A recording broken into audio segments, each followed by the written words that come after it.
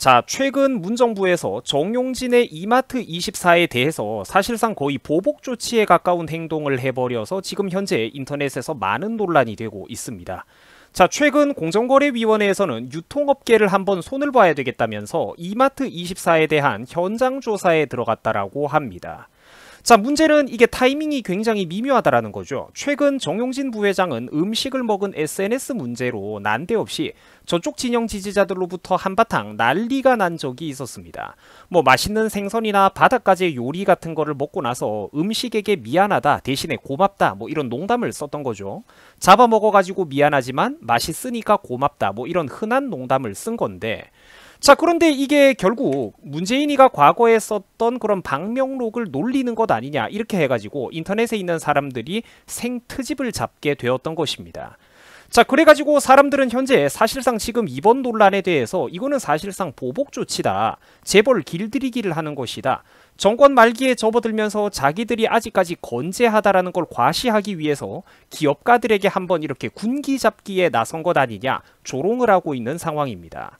자, 물론 공정위에서는 이번 미안하다 고맙다 논란하고는 아무 관계가 없는 것이다, 예전부터 접수됐던 사안에 대해서 조사를 나서는 것이다 라고 하는데, 이게 사실 애초에 말도 안 되는 그런 어떤 거였다면 애초에 이 사람들이 해명조차도 안 했겠죠. 이런 말이 공정위 입에서 튀어나왔다라는 것 자체가 저는 개인적으로 얘네들이 지금 충분히 이런 관련된 사건들의 인과관계를 의식하고 있는 거라고 저는 생각을 합니다.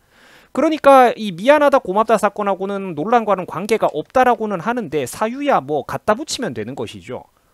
뭐 일단 이제 와가지고 갑자기 이러는 게 시기가 일단 사람들이 볼 때는 굉장히 웃기고 미묘할 수밖에 없다라는 겁니다. 그래서 이게 저 혼자만의 의견이 아니라 당연히 수많은 수천 명의 네티즌들의 반응도 마찬가지입니다. 예를 들어 보자면은 바로 봐라, 바로 보복 들어가고 있네, 이게 정부고 이게 무슨 나라냐 뭐 이런 반응이라든지, 야 이거를 진짜로 하네, 와 정말로 좀스럽다 뭐 이런 반응도 있었고, 자, 국가 지도자라는 인간이 지 개인적인 기분에 따라서 권력을 사용, 남용하고 있다, 미안하다 고맙다, 뭐 정신나간 공산당 뭐 이렇게. 사실상 이번 사태가 흘러가는 방향성을 바라보면서 대부분의 사람들은 다들 지금 비슷한 생각을 하고 있는 그런 분위기입니다. 자, 그리고 이번 사건을 여러분들이 정말로 좀 웃기게 그리고 무섭게 바라봐야 되는 게, 최근 이런 논란들을 보면서 김어준이가 최근 딱 대놓고 정용진 부회장에 대해서 일배라는 식으로 프레임을 잡고 또 저격을 하고 지령을 내렸다라는 겁니다.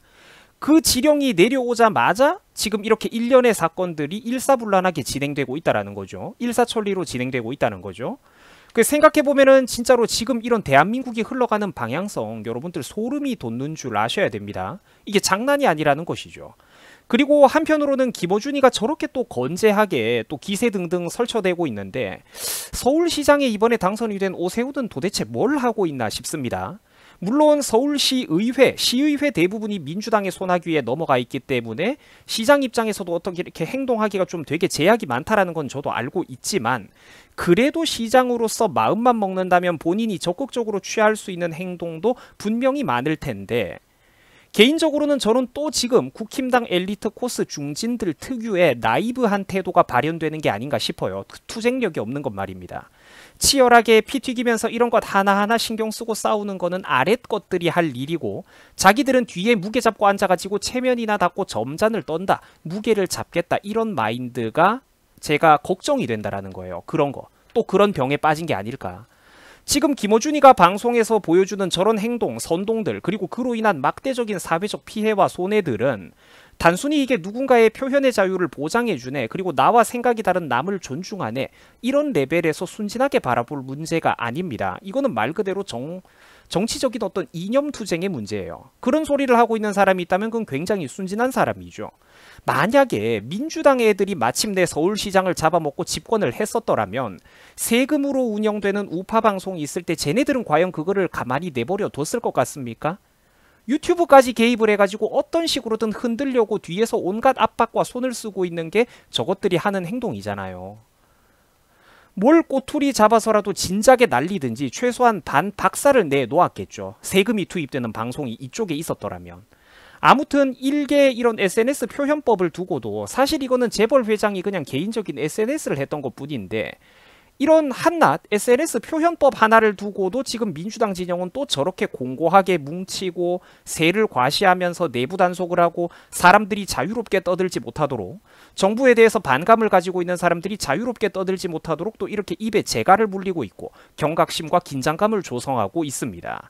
우파 정치인들이 이런 사건을 보면서 제발 좀 적극적으로 나서야 됩니다. 개인 표현의 자유를 가지고 왜 니들이 난리를 치느냐라고, 자유를 존중해라, 보장해라라고. 우파 정치인 너희들도 이런 문제가 있을 때 나서야 된다라니까. 목소리를 내고 한 숟가락씩 보태보세요. 이런 떡밥이 있을 때. 왜 공짜로 지지율을 올리고 우리 편을 결집시키는 방법이 있어도 그거를 모르고 안 한단 말입니까? 그거를. 우파 정치인 너희들도 이런 거를 해야 된다라는 거예요. 참고로 정용진 부회장은 과거에 그 사건이 있었던 시절에 당시 20억 원이 넘는 막대한 돈을 기부하면서 물심양면으로 사람들에게 그런 지원을 했던 사람입니다. 당연히 그 사건과 관련되어 있는 그런 좋은 말도 했고 또 실질적으로 물질적인 지원도 했다라는 거죠. 사실 관련되어 있는 사람들에게 가장 도움이 되는 거는 이런 식의 도움이죠. 자, 그러나 이런 구체적인 내용, 성의, 본질은 원래 안 보는 게, 선택적으로 안 보는 게 원래 저짝 사람들의 내로남불과 특징입니다. 단지 그때그때의 기분, 우덜의 기분에 따라서 사회적으로 감히 넘어서는 안 된다는 어떤 가상의 선을 자기들 마음대로 긋고, 아, 누구가 선을 넘었네, 아, 그거는 아니지, 그거는 아니지 이러면서 그 기준치를 자기들 멋대로 전지전능하게 휘두르고 있다라는 거예요. 똑같은 발언, 아니 훨씬 문제가 될 만한 발언도 자기 편이다 싶은 사람들에게는 세상에서 가장 너그럽고 유연하게 적용을 하고, 반대 진영인 사람이다 싶을 때는 가장 칼같고 엄격하게, 아니 엉뚱한 것도 끌어와가지고 대역죄인의 발언으로 만들어 버린다라는 것이죠. 그 기준에는 일정한 어떤 선이 없습니다. 항상 자기들 마음대로 그 선을 긋고 군중들의 여론에 따라서 불안정하기 짝이 없게 항상 그 선이, 가상의 선이 바뀐다라는 게 진정한 문제예요. 시청자 여러분, 줏대 없는 이런 류의 국민정서법, 국민분노법에 대해서 진짜로 조심하시고 또 경각심을 가지셔야 됩니다. 무서운 줄 아셔야 되는 거예요. 지금은 유명한 저 사람이 A라는 재벌이, B라는 재벌이 누군가가 무대 위에 끌어올려져서 마녀 사냥을 당하는 걸 보면서 아, 그거 재미있다거나 나하고는 상관이 없는 일이라거나 이렇게 느끼실지도 모르겠지만 내일 바로 그 칼날은 당신의 목을 향할 수도 있다라는 겁니다. 자, 오늘의 얼음사이다 방송은 여기까지입니다. 시청해 주셔가지고 감사합니다. 좋아요를 한 번만 눌러주시면은 보다 많은 사람들에게 이런 반듯한 목소리가 퍼져나가는데 큰 힘이 됩니다. 자, 시청해 주셔가지고 감사합니다. 여러분들 고맙습니다.